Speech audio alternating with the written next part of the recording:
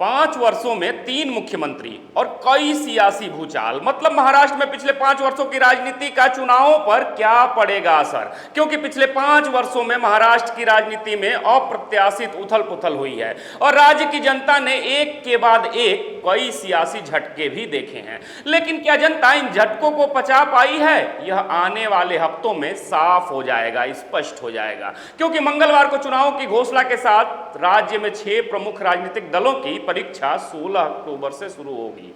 बता दें कि महाराष्ट्र में 288 सीटों पर विधानसभा चुनाव हो रहे हैं और वर्ष 2019 से 2024 तक 5 साल का कार्यकाल महाराष्ट्र की राजनीति में अप्रत्याशित घटनाओं का दौर रहा है। ऐसे में सवाल यह है, आखिर बीते 5 वर्षों में क्या महाराष्ट्र में सियासी तस्वीर बदल गई है? साथ ही आगामी चुनाव राजनीति और मतदाताओं के लिए मुख्य रूप से क्या क्या बदलाव लेकर आने वाले हैं? तो आइए डालते हैं एक नजर महाराष्ट्र विधानसभा चुनाव के ऊपर बिल्कुल विस्तार से। सबसे पहले तो आपको बता दें कि इस बार चुनावों में 2 नई पार्टियां नजर आएंगी, यानी 2 नई पार्टियां चुनाव मैदान में होंगी। दरअसल ये दोनों नई पार्टियां पिछली बार चुनाव लड़ चुकी 2 अन्य पार्टियों से अलग होकर नई बनी हैं, क्योंकि पिछले 5 वर्षों की राजनीतिक घटनाओं की वजह से इन पार्टियों का गठन हुआ है।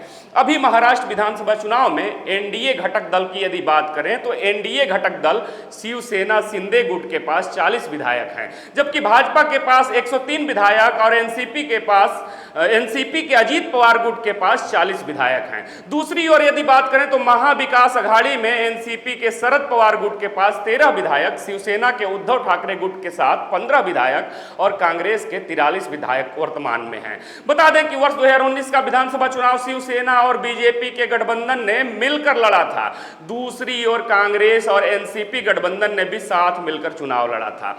हालांकि बहुत बड़ा उलटफेर हुआ। उलटफेर क्या हुआ कि बीजेपी और शिवसेना के गठबंधन को बहुमत तो मिला, लेकिन मुख्यमंत्री पद को लेकर यह गठबंधन टूट गया। इसके बाद लगातार कुछ दिनों तक महाराष्ट्र में राजनीतिक प्रयोग शुरू हुए। प्रयोगों के आधार पर देखा जाए तो इन्हीं दिनों में से एक दिन था 23 नवंबर 2019।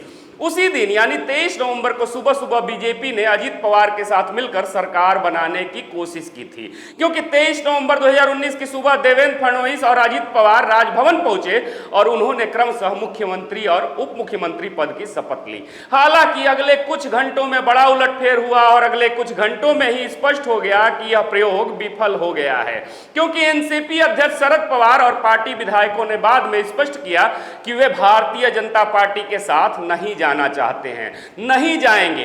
इसके बाद शिवसेना, कांग्रेस और एनसीपी साथ आए और महाविकास अघाड़ी का गठन किया गया। इन सभी दलों ने एक न्यूनतम साझा कार्यक्रम बनाया और इस कार्यक्रम के तहत 28 नवंबर 2019 को शिवसेना प्रमुख उद्धव ठाकरे ने मुख्यमंत्री पद की शपथ ली।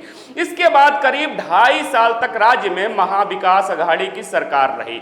इस बीच मार्च 2020 से 2022 तक पूरी दुनिया में कोरोना का संकट आया। उस समय के तत्कालीन उद्धव ठाकरे सरकार के पास प्रशासनिक कौशल की परीक्षा हुई, लेकिन जब कोविड की लहर थोड़ी कम हुई तब एक बार फिर से महाराष्ट्र में तीसरा राजनीतिक प्रयोग देखने को मिला, क्योंकि 20 जून 2022 को एकनाथ शिंदे, जो महाविकास अघाड़ी में शहरी विकास मंत्री थे, वह कुछ शिवसेना विधायकों के साथ अचानक से गायब हो गए और सीधे सूरत के लिए रवाना हो गए। जाहिर तौर पर शिवसेना के 40 विधायकों और लगभग 10 निर्दलीय विधायकों ने एकनाथ शिंदे को समर्थन किया था। इसी बीच तत्कालीन मुख्यमंत्री उद्धव ठाकरे ने मुख्यमंत्री पद से इस्तीफा भी दे दिया और 30 जून 2022 को राज्य में फिर से शिवसेना और भाजपा की गठबंधन की सरकार बनी और इस सरकार में एकनाथ शिंदे मुख्यमंत्री बने। मुख्यमंत्री पद की उन्होंने शपथ लिया। इस तारीख तक राज्य में 3 सरकारें बन चुकी थी, 3 मुख्यमंत्री बन चुके थे, लेकिन सियासी सर्कस यही नहीं रुका, बल्कि इसके बाद शिवसेना में बागी शिंदे गुट ने पार्टी के चुनाव चिन्ह पर भी दावा ठोक दिया और चुनाव आयोग ने एकनाथ शिंदे की शिवसेना को पार्टी का नाम और चुनाव चिन्ह तक दे दिया। फिर भी यह सियासी खेल यही नहीं रुका। 2 जुलाई 2023 को एनसीपी नेता और शरद पवार के भतीजे अजीत पवार भी पार्टी के 9 सदस्यों के साथ राजभवन पहुंचे और गठबंधन सरकार में उप मुख्यमंत्री यानी डिप्टी सीएम पद की शपथ ली। इसके बाद अजीत पवार ने भी एकनाथ शिंदे के नक्शे कदम पर चलते हुए शरद पवार की एनसीपी पार्टी पर दावा किया और घोषणा किया कि वह पार्टी के राष्ट्रीय अध्यक्ष हैं। तब चुनाव आयोग ने शिवसेना की तरह अजित पवार को भी पार्टी का नाम और चुनाव चिन्ह दे दिया। वर्तमान में राजनीतिक बदलाव के बाद पार्टी में फूट की तरह ही विचारों में भी फूट देखने को साफ तौर पर मिल रही है और इसका असर चुनाव सर्वे पर भी साफ साफ दिख सकता है। फिलहाल भले ही राज्य में गठबंधन सरकार है, लेकिन राजनीतिक गठबंधनों और पार्टियों में फूट के चलते राज्य में राजनीतिक आरोप प्रत्यारोप भी तेज हो गए हैं। अब स्पष्ट है, अब साफ है कि इस विधानसभा चुनाव में अब सीधा मुकाबला महाविकास अघाड़ी और महायुति के बीच होने वाला है। हालांकि लोकसभा चुनाव 2024 में महायुति को जितनी सफलता महाराष्ट्र में मिलने की उम्मीद थी उतनी नहीं मिली।